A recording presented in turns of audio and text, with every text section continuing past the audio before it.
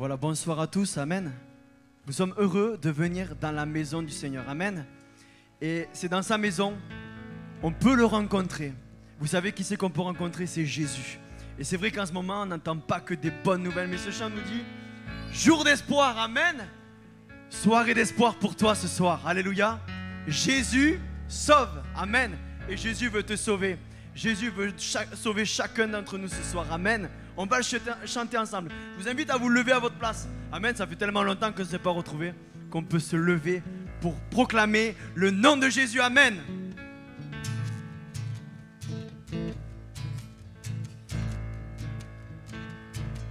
Jour d'espoir, proclamons cette nouvelle, cette paix qui vient du ciel.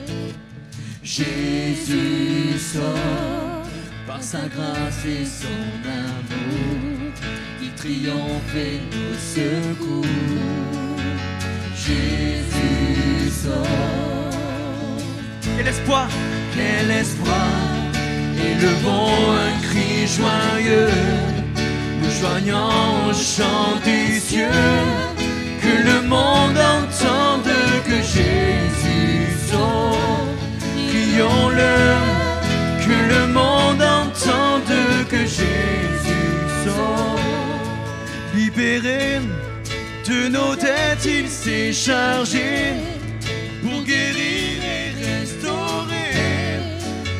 Jésus sauve, que nos cœurs s'élèvent et chantent au travers de la tourmente. Jésus sauve. Libérés, élevons un cri joyeux, nous joignons au chant des cieux, que le monde entende que Jésus sauve. Crions-le, que le monde entende que Jésus sauve. Chantons-le, que le monde entende que Jésus sauve. Crions-le, que le monde entende que Jésus sauve. Tu sauves encore et nous restaures, le Père tu nous révèles, donnant ta vie, tu rends la vie, l'Esprit nous renouvelle. Tu sauves encore et nous restaures, le Père tu nous révèles, donnant ta vie, tu rends la vie, l'Esprit nous renouvelle. Chantons-le, que le monde entende que Jésus sauve.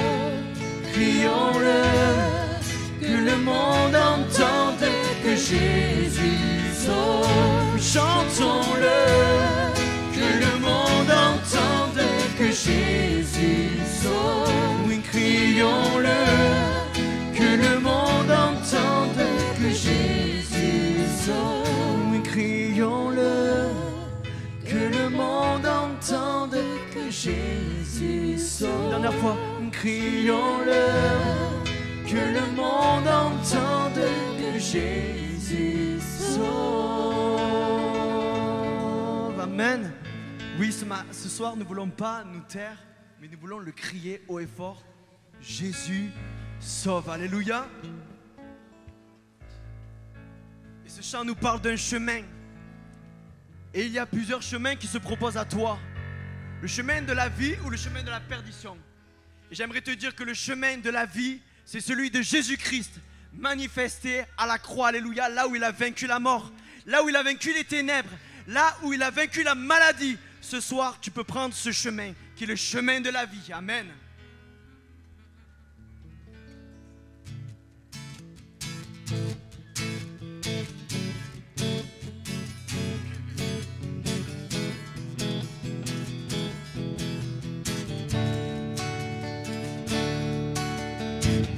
Dépose ma vie à tes pieds, tu es tout ce dont j'ai besoin. Quand je me tourne vers toi, tu es là. Dans l'épreuve, c'est toi que je cherche, et devant toi je m'humilie. la première place dans ma vie. Un seul chemin, Jésus, c'est pour toi que je veux vivre. Un seul chemin, Jésus, c'est pour toi que je veux vivre. Tu es toujours, toujours là, que je fasse ou que je sois. Ta grâce abonde profondément en moi. Tu ne changes pas, hier et aujourd'hui le même. Je suis avec toi pour l'éternité. Un seul chemin, Jésus, c'est pour toi que je veux vivre. Un seul chemin, Jésus, c'est pour toi que je veux vivre. Tu es le chemin, la vérité et la vie. Je vis non par la vue, mais par la foi. Je vis ma vie pour toi. Tu es le chemin, la vérité et la vie. Je vis non par la vue, mais par la foi. Je vis ma vie pour toi. Tu es le chemin. Tu es le chemin, la vérité et la vie. Je vis non par la vue, mais par la foi. Je vis ma vie pour toi. Un seul chemin, Jésus, c'est pour toi que je veux vivre. Un seul chemin, Jésus, c'est pour toi que je veux vivre. Un seul chemin, Jésus, c'est pour toi que je veux vivre. Un seul chemin, Jésus, c'est pour toi que je veux vivre. Amen. Choisis ce chemin. Et alors tu diras avec nous, oui, je veux te suivre. Amen. J'aimerais te dire que si Jésus a donné sa vie sur la croix, c'est par amour. C'est par amour pour toi. C'est par amour pour moi ce soir. Amen. Et ce chant nous dit tous, oui, tous ont besoin d'être aimés. Qui n'a pas besoin d'être aimé ce soir? Amen. On a tous besoin d'amour. Mais il n'y a pas de plus grand amour que celui de Jésus manifesté à la croix. Ce chant nous dit, oui, mon sauveur, il peut déplacer des montagnes. Si tu mets ta foi en Jésus, alors tu peux voir de grandes choses se passer dans ta vie. Oui, mon sauveur sauve avec puissance. Mon sauveur est le créateur du salut, de la vie éternelle. Alors quand tu acceptes Jésus, oui, tu peux dire oui, mon assurance est en Jésus-Christ. Quand même la mort viendrait dans ma vie, alors je sais que mon âme, elle, vivrait pour l'éternité avec Jésus. N'aie pas peur de la mort si tu acceptes Jésus, mais viens à lui, amen, alléluia.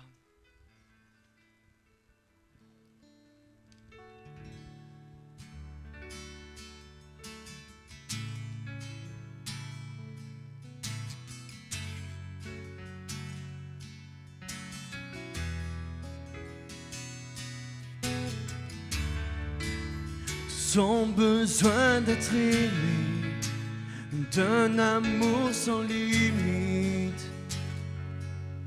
que ta grâce coule en moi. Sans besoin de pardon, de la bonté d'un sauveur, l'espoir des nations.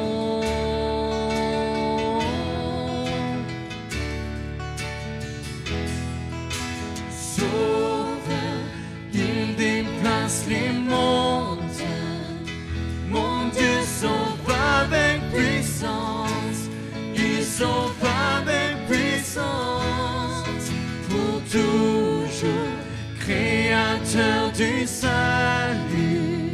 Jésus a vaincu la mort. Il a vaincu la mort.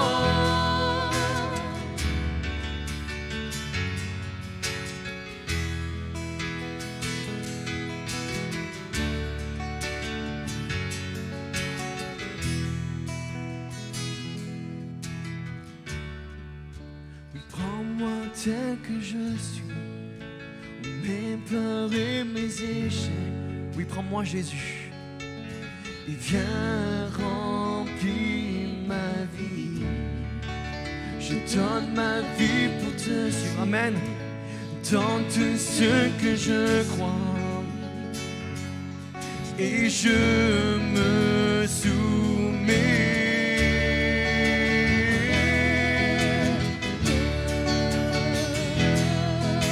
Sauveur, il déplace les montagnes. Mon Dieu sauve avec puissance. Il sauve avec puissance. Pour toujours, créateur du salut. Jésus a vaincu la mort. Il a vaincu la mort. Resplendit pour que le monde te voie. Nous chantons pour la gloire du roi ressuscité. Jésus resplendit pour que le monde te voie. Nous chantons pour la gloire du roi ressuscité. Sauveur, il déplace les montagnes. Amen. Mon Dieu sauve avec puissance. Il sauve avec puissance. Et pour toujours, créateur du salut. Jésus a vaincu la mort. Il a vaincu la mort. Oui, sauveur. Oui, sauveur. Il déplace les montagnes. Mon Dieu sauve avec puissance. Il sauve avec puissance. Pour toujours, créateur du salut. Jésus a vaincu la mort. Il a vaincu la mort. Resplendit pour que le monde te voie. Nous chantons pour la gloire du roi ressuscité. Jésus resplendit pour que le monde te voie. Nous chantons pour la gloire du roi ressuscité. Sauveur, il déplace les montagnes. Mon Dieu sauve avec puissance. Il sauve avec puissance. Pour toujours, créateur du salut. Jésus a vaincu la mort. Il a vaincu la mort. Sauveur, il déplace les montagnes. Mon Dieu sauve avec puissance. Il veut te sauver ce soir, Amen. Il sauve avec puissance. Sois attentif à sa parole. Et sois sensible au Saint-Esprit ce soir, Amen. Jésus veut sauver ton âme. Jésus a vaincu la mort. Il a vaincu la mort. Jésus a vaincu la mort. Il a vaincu la mort. Jésus a vaincu la mort. Il a vaincu. On proclame. Jésus a vaincu la mort. Il a vaincu la mort. Oui, pour toujours. Amen. Amen. Que le nom de Jésus soit béni. Amen. Je vais demander à un frère de prier pour nous. Je vais demander à un aîné si bien le faire pour nous tous. Vraiment que le Seigneur puisse bénir sa parole et celui qui va la porter. Amen.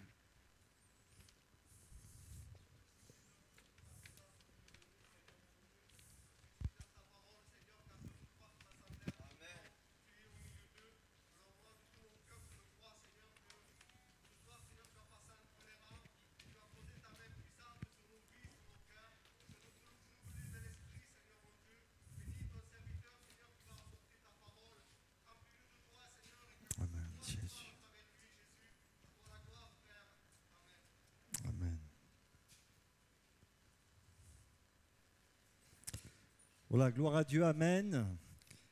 Comme je le disais il y a quelques instants, il y a beaucoup de joie d'être ensemble pour célébrer le Seigneur. Et c'est vrai que nous remercions Dieu pour ces moments et nous croyons, comme cela a été dit au travers de ces chants, que la puissance de Jésus va nous faire du bien. Est-ce que vous avez la foi ce soir que la puissance de Jésus va nous faire du bien, va nous secourir, va nous relever, va nous encourager, va nous exhorter, va nous permettre véritablement de connaître encore cet amour insondable, celui de Christ pour chacun d'entre nous. Alors je voudrais commencer cette méditation pour ce soir avec une simple question. Alors je connais déjà la réponse, mais je vais vous la poser quand même. Y a-t-il au milieu de nous quelqu'un qui n'a jamais eu peur? Il y a Fred qui lève la main là-bas, mais... En fin de compte, tout simplement pour vous dire que les uns et les autres, nous avons tous rencontré la peur un jour dans notre vie. En ce moment, il y a une peur qui dépasse toutes les autres peurs, la peur d'attraper la Covid-19. On pourrait parler de la peur de mourir, la peur de se faire agresser, la peur de tout perdre, son emploi, son argent, peut-être sa réputation, la peur d'échouer pour certains, la peur de l'avenir, la peur de manquer de quelque chose. En tout cas, les uns et les autres, nous avons été un jour confrontés à nos peurs. Et les peurs font tellement partie de notre univers. Nous sommes tellement baignés par toutes ces peurs qu'on a inventé des mots spécifiques pour parler des peurs. Et c'est souvent ces mots qui finissent par phobie. Alors j'en ai noté quelques-unes. Connaissez-vous ablutophobie? Vous savez ce que c'est? La peur de se baigner. Ça existe, hein? L'acrophobie. Non. La peur des hauteurs. L'aérodromophobie. C'est la peur de l'avion. La cancérophobie. La peur du cancer. La nosophobie. La peur de la maladie. Et vous savez, certains ils ont tellement peur de la maladie qu'ils vont prendre des mesures exceptionnelles pour essayer de s'en préserver. Et j'ai voulu noter quand même une dernière peur, et celle-là, elle est nouvelle, et certains la connaissent, c'est la nomophobie. Vous savez ce que c'est la nomophobie? Non, non. La peur d'être séparé de son portable. La nomophobie. Alors c'est vrai que, en parlant de toutes ces peurs et en donnant une définition simple, cela nous fait sourire. Mais quand on réfléchit bien, la peur, c'est véritablement un tyran. Un tyran qui va nous rendre malades. Vous savez qu'on peut se rendre malade physiquement à cause de la peur.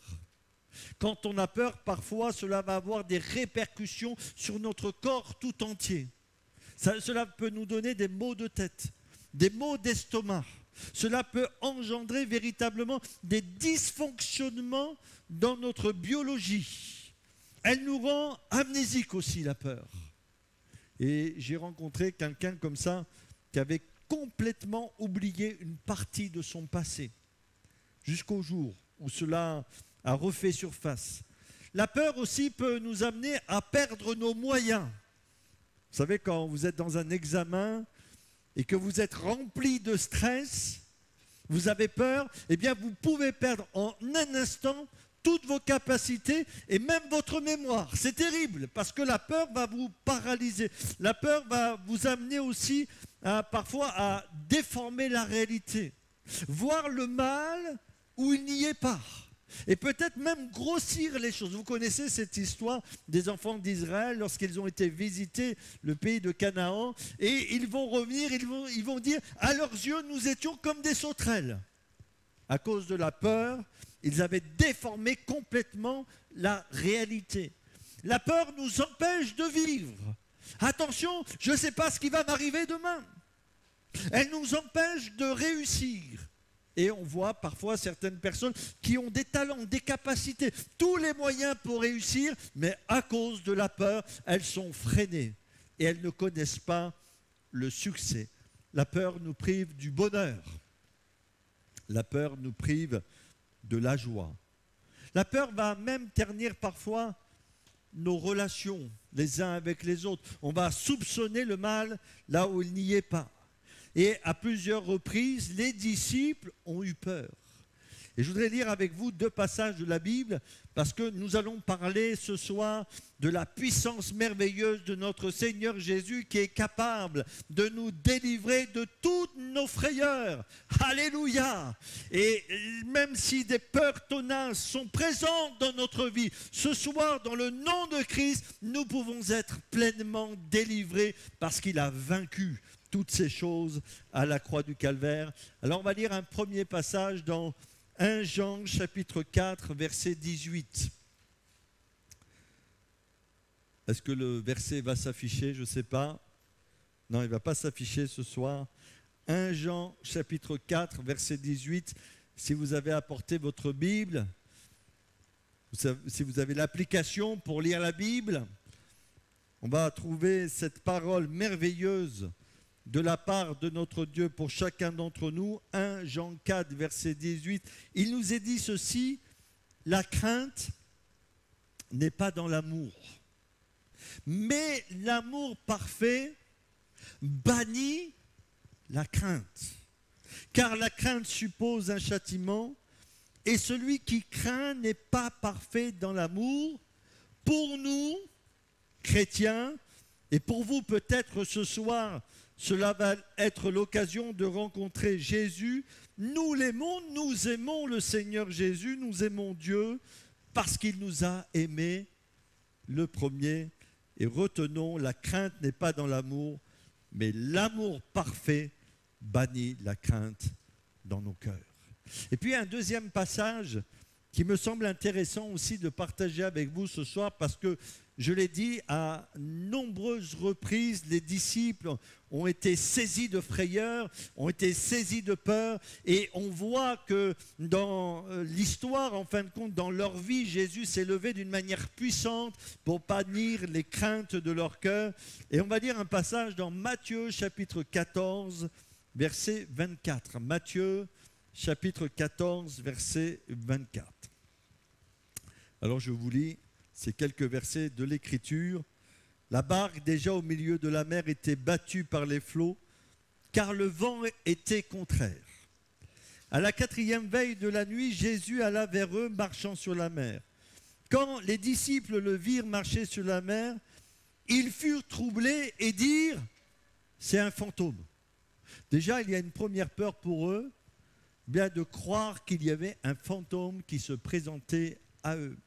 Et dans leur frayeur, il nous est dit, ils poussèrent des cris. Imaginez-vous que vous voyez un fantôme, eh bien c'est sûr que cela va susciter de la crainte dans votre cœur. Et leur réaction a été de pousser des cris. Jésus leur dit aussitôt: rassurez-vous, c'est moi, n'ayez pas peur. Pierre lui répondit: Seigneur, si c'est toi, ordonne que j'aille vers toi sur les eaux. Et il dit: viens. Pierre sortit de la barque et marcha sur les eaux pour aller vers Jésus. Mais voyant que le vent était fort, il eut peur. Encore une deuxième fois, nous voyons ici dans ce passage de la Bible que Pierre fut saisi par la peur à cause de la tempête, à cause de tout ce qui pouvait se passer autour de lui. Et comme il commençait à enfoncer, et on comprend pourquoi il a peur. Pourquoi? Parce qu'il allait couler. Il allait mourir. Et peut-être c'était ses dernières minutes, mais quand il va s'enfoncer, il s'écria: Seigneur, sauve-moi. Aussitôt, Jésus étendit la main, le saisit et lui dit: homme de peu de foi, pourquoi as-tu douté? Et ils montèrent dans la barque et le vent cessa. Ceux qui étaient dans la barque vinrent se prosterner devant Jésus et dirent: tu es véritablement le Fils de Dieu. Amen. Amen. Donc on va parler pendant quelques instants de la puissance de Jésus qui est capable de calmer toutes nos craintes. Et nous avons vu dans ce passage de la Bible, bien que les disciples ont eu peur de mourir, les disciples ont eu peur de voir un fantôme, les disciples ont eu peur de la tempête, ils ont eu peur de couler, mais Jésus, dans son amour et dans sa puissance, il s'est manifesté en leur faveur. Et frères et sœurs, ce soir, je crois sincèrement que Dieu connaît nos cœurs, que Dieu connaît nos vies, qu'il connaît le plus profond de notre être et il sait si nous sommes tenaillés par des peurs. Et quelles que soient ces peurs qui nous tenaillent dans notre vie, je crois de tout mon cœur que ce soir, Jésus, dans son amour insondable et parfait, veut s'approcher de chacun d'entre nous afin de nous délivrer de notre peur. Jésus comprend qu'on peut avoir peur. C'est un sentiment humain et dans ce passage de l'Évangile selon Matthieu, il nous est dit, Jésus leur dit aussitôt, et il va s'exprimer. Et je voudrais vous dire déjà que rien n'est caché aux yeux de notre Seigneur. Vous savez qu'il y a quelque chose que nous n'aimons pas quand nous sommes avec les autres, en tout cas lorsque nous sommes saisis de frayeur, c'est de montrer notre vulnérabilité. On n'aime pas. On n'aime pas se sentir faible. On n'aime pas se sentir fragile. On n'aime pas se sentir dépassé. Et on fera tout d'une manière humaine pour essayer de cacher nos peurs. Jusqu'au moment où celles-ci vont prendre le dessus de notre vie et là notre corps va s'exprimer. Mais en tout cas, on va tout faire pour essayer de camoufler nos peurs, de cacher nos peurs. Même on va essayer d'utiliser des stratégies pour éviter d'être confronté à nos peurs. Mais Jésus connaît nos cœurs ce soir. Vous savez comme moi-même que les uns peuvent avoir peur d'une chose et les autres peuvent avoir peur d'une autre chose. Et je voudrais te poser cette question, mais comment se nomme ta peur ou tes peurs? Quel est le nom de ton tyran, de ton tortionnaire? Comment cette peur gâche ta vie? Quels sont encore les effets qu'elle produise dans ton existence? Et peut-être quelqu'un fait le beau, ou peut-être au milieu de nous, quelqu'une fait la belle, mais au fond de son cœur, elle est remplie de crainte, remplie d'angoisse, remplie de peur. Il y a le tumulte, il y a la tempête, et malgré les apparences qu'elle voudrait donner, ou malgré les apparences qu'il voudrait donner, eh bien, les peurs sont véritablement des tyrans dans son existence. Jésus comprend que tu peux avoir peur. Et vous savez, quand les disciples étaient dans ce naufrage, sur ce lac, eh bien, l'Écriture nous dit que Jésus s'est approché d'eux. Et quand on lit ce passage de la Bible, à aucun moment, le Seigneur va leur faire des reproches. Bien sûr, ensuite, il va s'adresser à Pierre et il va lui dire « Homme de peu de foi ». Mais dans un premier temps, à aucun moment, Jésus va leur faire de reproches. Il savait très bien qu'ils se retrouvaient dans une situation critique, dans une situation difficile. Et c'est tellement humain, lorsque nous nous sentons dépassés, eh bien, d'être saisis par nos peurs. Jésus nous comprend bien plus que cela. Il veut nous aider. Il veut nous secourir. Les peurs ont toujours des conséquences graves dans notre existence. Et ici, ils ont poussé des cris, mais dans notre corps, les peurs peuvent provoquer des maladies. Vous savez qu'on est capable de se rendre malade? Il y a des gens qui sont capables de se rendre malades à cause de leur angoisse. Et après, ils ont peur d'être malades, qui engendre encore de la peur et qui engendre de la maladie. Cela peut engendrer des troubles du comportement, des TOC. Il y a des gens qui ont tellement peur des virus qu'ils vont se laver 15, 20, 50 fois les mains. Ou peut-être quelqu'un a tellement peur d'une chose qu'il va fermer sa porte d'entrée de sa maison une première fois, et puis il va revenir, il va revérifier, il va revenir, il va revérifier encore. Vous savez comment ça s'appelle ça? Ça s'appelle des TOC, des troubles obsessionnels compulsifs. Et c'est vrai que la peur peut engendrer des déformations, des dysfonctionnements concernant notre comportement. La peur aussi peut déformer notre vision des choses. Et dans ce passage de la Bible, on voit que Jésus s'approche d'eux et ils croient quoi, eux? Ils croient que c'est un fantôme. Donc, la peur a déformé leur vision des choses. J'ai écouté un jour une histoire dramatique. C'est l'histoire d'un garçon qui voulait faire une surprise à ses parents. Et il s'était caché dans la maison. Et c'était le soir, c'était le noir, c'était complètement la nuit. Et en fin de compte, ses parents, à un moment donné, qui ont écouté du bruit dans la maison, ils ont eu peur. Et il y avait une arme, malheureusement, dans cette maison. Et ils ont cru que c'était un voleur. Et quand ils ont vu, c'était leur fils, mais ils ne l'ont pas reconnu tout de suite. À cause de la peur ou d'autre chose, ils lui ont tiré dessus. Et après, ils ont essayé d'expliquer, de comprendre ce qui s'était passé. Mais quel drame! Ça déforme notre vision des choses. Vous savez que la peur aussi, elle peut nous amener à détruire nos relations les uns avec les autres.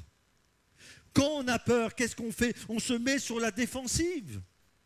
Et on devient hermétique, on n'écoute plus l'autre qui voudrait communiquer quelque chose avec nous. On se met tout de suite sur la défensive et on dit stop, je ne veux plus parler parce que je me sens blessé, parce que j'ai peur, je me sens attaqué. Donc je me mets sur une position défensive. Alors oui, la peur est un tyran. Et on a déjà essayé de s'améliorer, de se délivrer.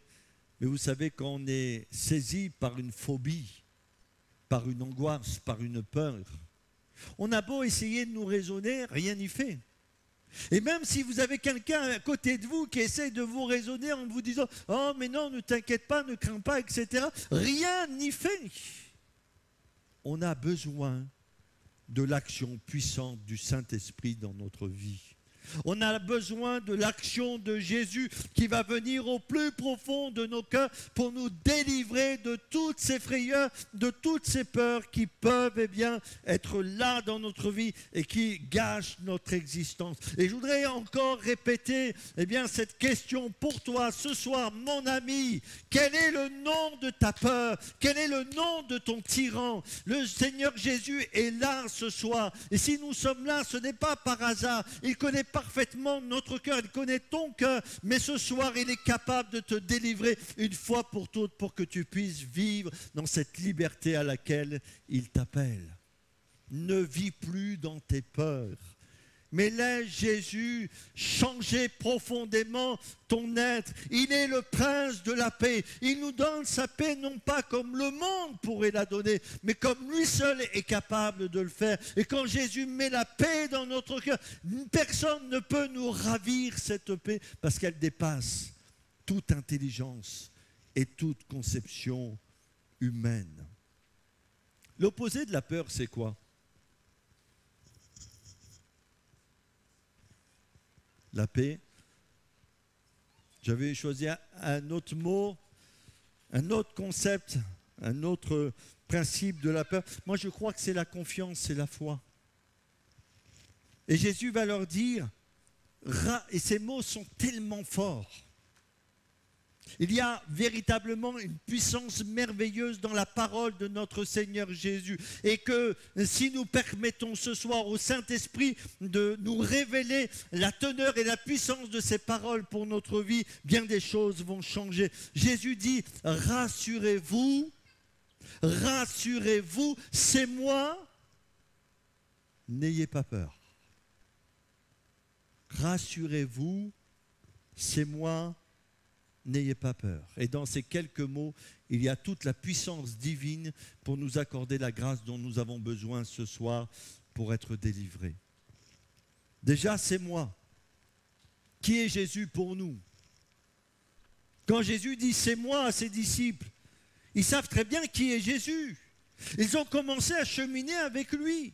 Ils ont vu les miracles, ils ont vu les prodiges, ils ont vu la puissance de notre Seigneur Jésus. Quel a été le premier miracle que Jésus a fait? Il a changé l'eau en vin. Et ensuite, cela a continué. Il allait dans les villes, dans les villages. Il prêchait l'évangile. Les hommes et les femmes étaient guéris, délivrés. Et les disciples, qu'est-ce qu'ils ont fait? Ils ont vu de leurs yeux ce que le Seigneur accomplissait. Alors Jésus, quand il leur dit « c'est moi, n'ayez pas peur », le « c'est moi » pour ses disciples a une connotation de puissance, d'autorité, d'amour et de consolation. Qui est pour nous Jésus? Bientôt on va fêter Noël et certaines personnes vont mettre Jésus dans la crèche. Un jour une dame m'a dit « pasteur, je vais vous faire plaisir. J'ai mis le petit Jésus dans la crèche. » Et je lui ai dit, écoutez, ça me fait très plaisir, mais Jésus n'est plus dans la crèche. Parce que Jésus, pour moi, il est vivant, il est ressuscité. Et il est tout puissant.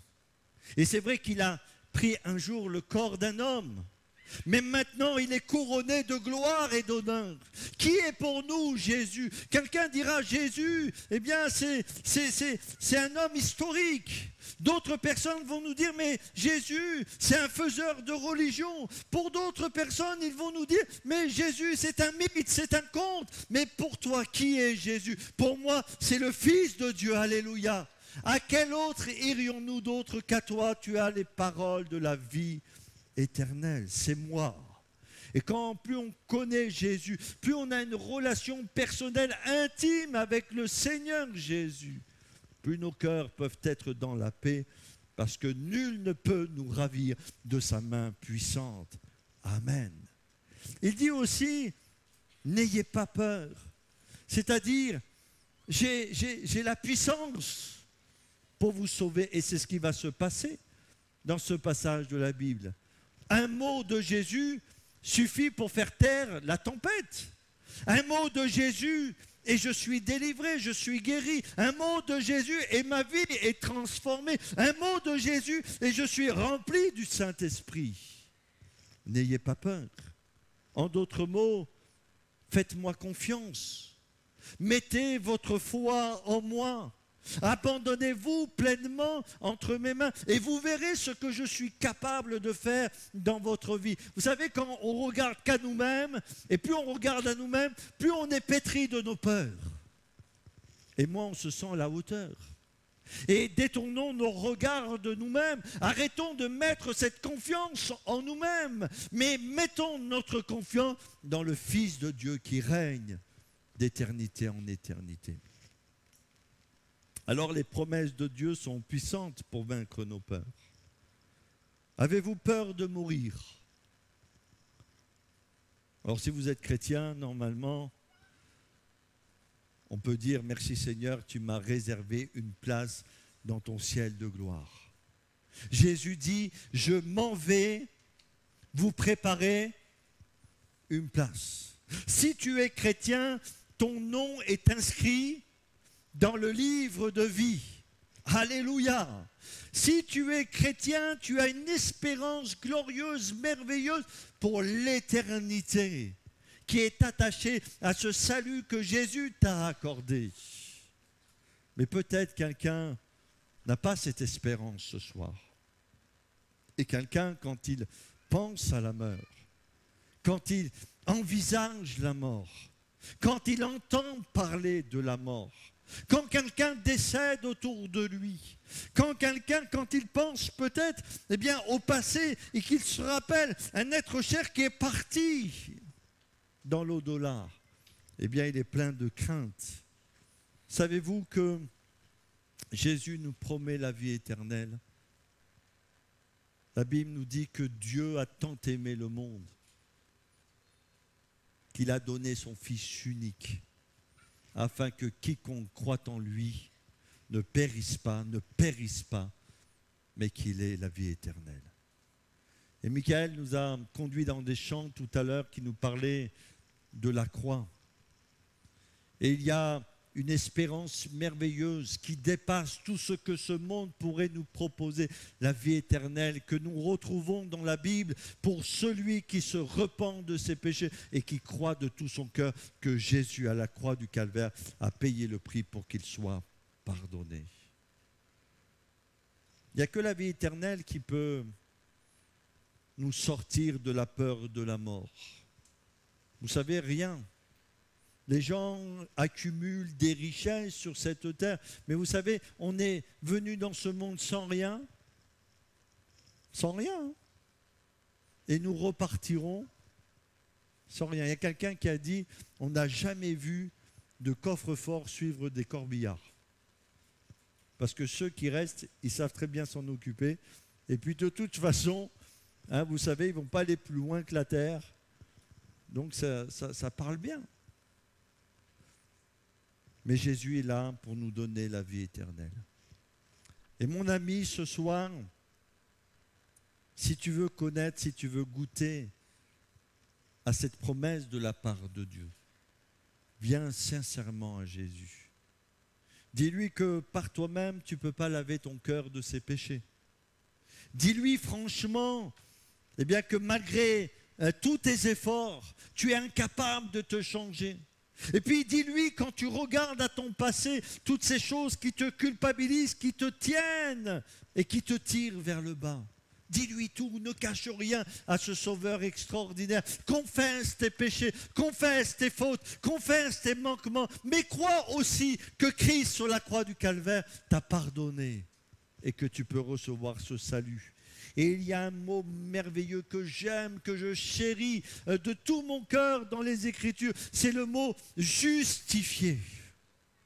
Jésus est notre justice, il nous justifie, c'est-à-dire qu'il nous rend justes. Non pas que nous sommes justes, mais il nous rend justes par son œuvre. Et quand Dieu nous regarde maintenant au travers de Jésus, il nous voit comme si nous n'avions jamais péché. Alléluia! Jamais péché. Parce que Jésus s'est chargé de mon péché. Non, on ne va pas parler du péché de ton voisin. Ça regarde Dieu. Mais ton péché, mon péché, parce que c'est ça le problème avec Dieu. Ce n'est pas le péché de ton voisin, c'est ton propre péché qui est un problème vis-à-vis de Dieu. Eh bien, si tu viens à Jésus et tu demandes pardon, il te pardonnera d'une manière simple et puissante. La peur de manquer. Vous savez, parfois on se projette dans l'avenir, on dit « Ah, mais qu'est-ce qui peut se passer ?»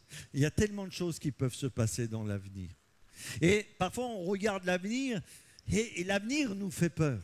Si je perds mon travail, comment je vais faire? Si les banques font faillite, et tout l'argent, il va partir où?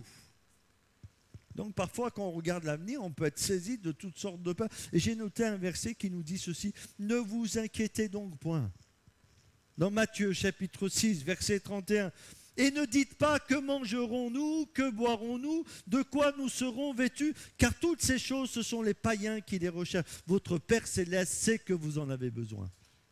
Cherchez premièrement le royaume et la justice de Dieu, et toutes ces choses vous seront données par-dessus tout. Ne vous inquiétez donc pas du lendemain, car le lendemain aura soin de lui-même. À chaque jour suffit sa peine. » Vous savez, Jésus, il a été fidèle hier avec nous. Vous le croyez? Est-ce que Jésus a été fidèle avec vous aujourd'hui? Eh bien, moi, je peux vous dire qu'il sera fidèle demain avec vous. Et tant que vous aurez Jésus à vos côtés, il prendra soin de vous. Je n'ai pas dit que vous ne connaîtrez pas des difficultés.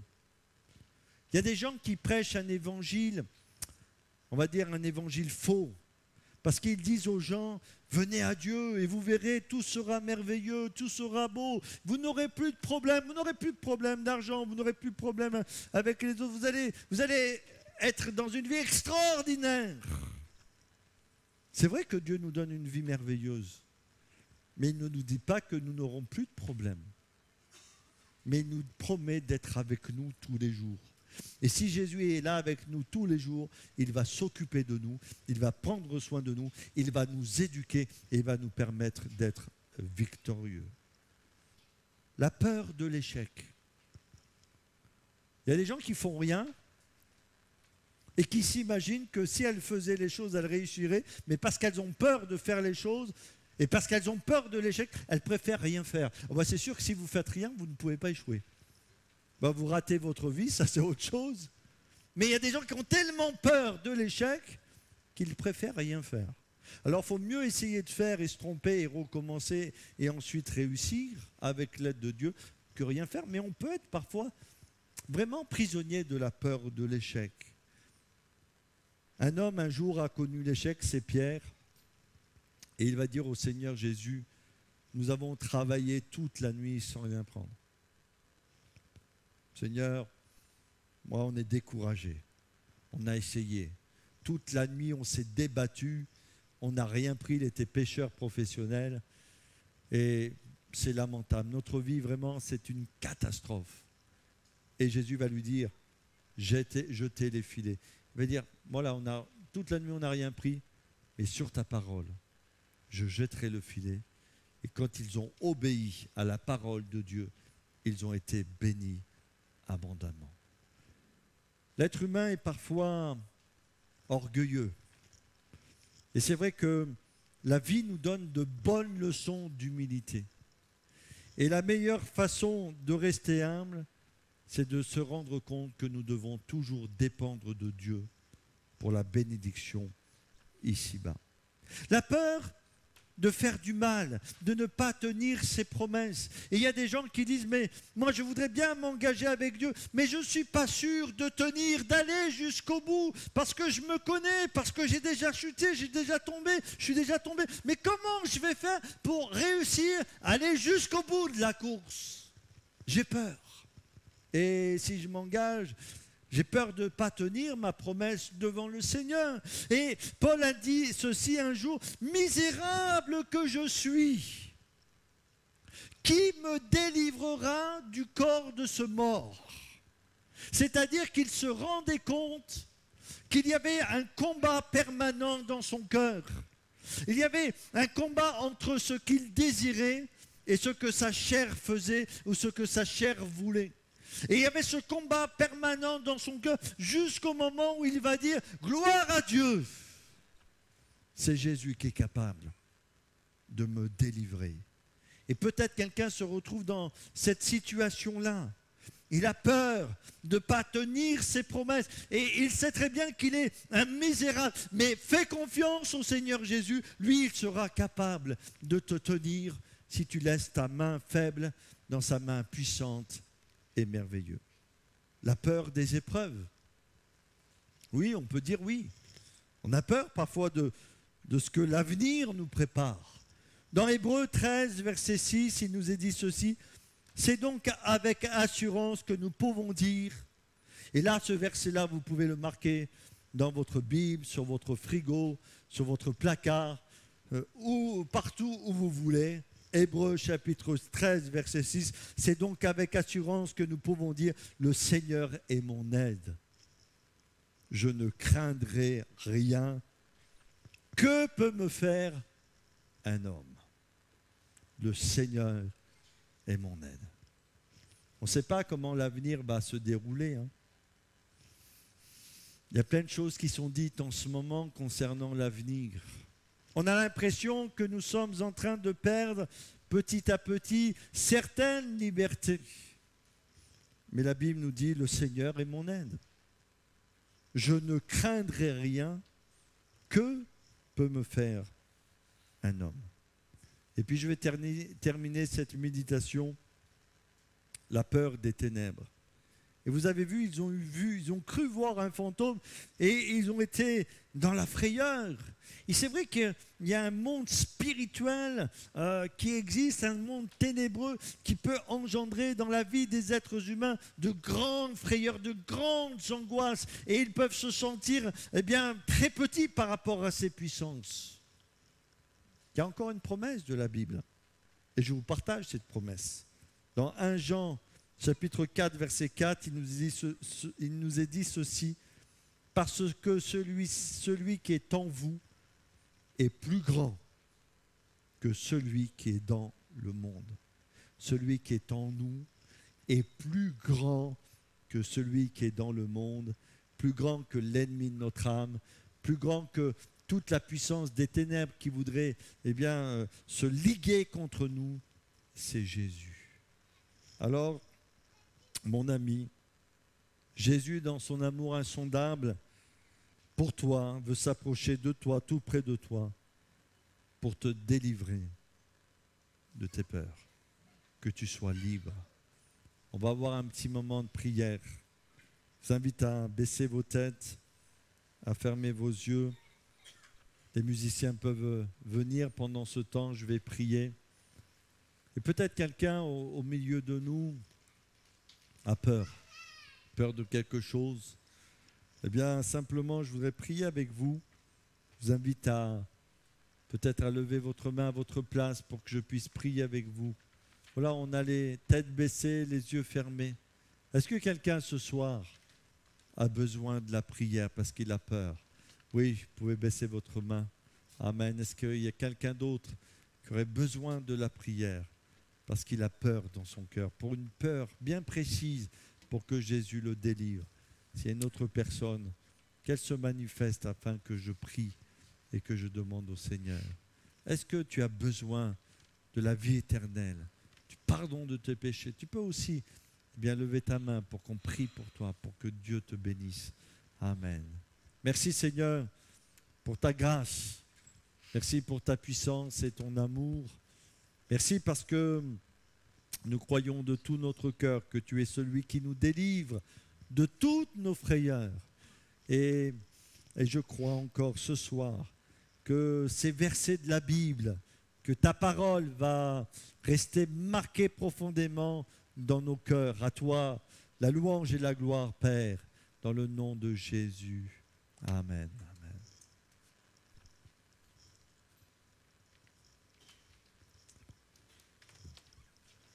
Amen. Merci pour sa parole. Amen. Elle est lumière donnée aux hommes. Amen.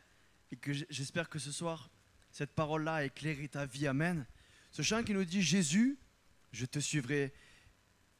Que ce soit dans les bons ou dans les moments plus difficiles, oui Jésus, malgré tout, je te suivrai.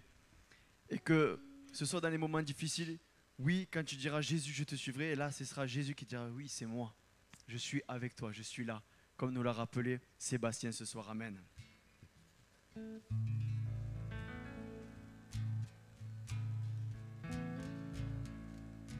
Dans la joie, quand le soleil m'inonde, sur les monts où ta présence abonde. Oh, oh. Jésus, je te suivrai. Dans la peine, quand mon âme sombre, dans la vallée du deuil et de l'ombre. Oh, oh. Jésus, je te suivrai. Car tu es mort pour moi. Je vivrai pour toi. Tu t'es offert sans rien garder. Tu as souffert pour me sauver. Jésus, je te suivrai. Je t'aimerai plus que la vie, te servirai malgré le prix. Oh, oh. Jésus, je te suivrai. Confiant quand ma foi est profonde, dans le doute quand ma paix semble fondre. Oh, oh. Jésus, je te suivrai, car tu es mort pour moi. Moi je vivrai, Je vivrai pour toi, car tu es mort, car tu es mort pour moi. oui je vivrai, Je vivrai pour toi. tu t'es offert sans rien garder, tu as souffert pour me sauver. Jésus, je te suivrai,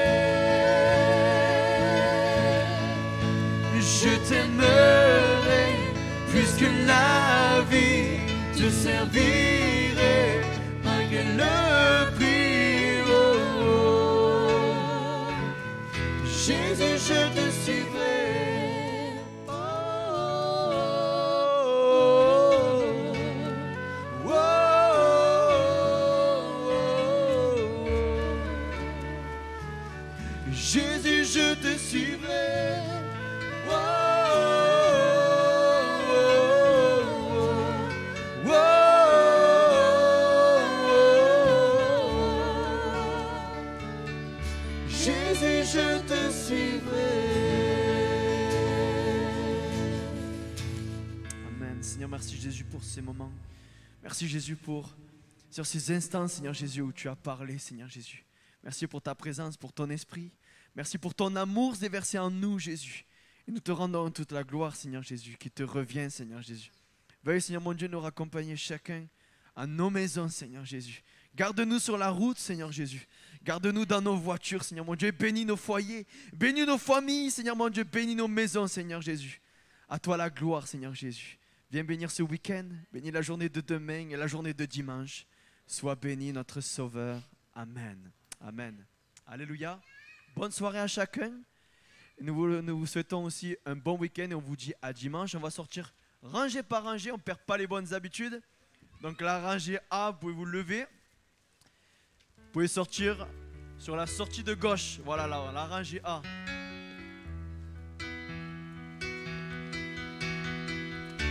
La rangée B, vous pouvez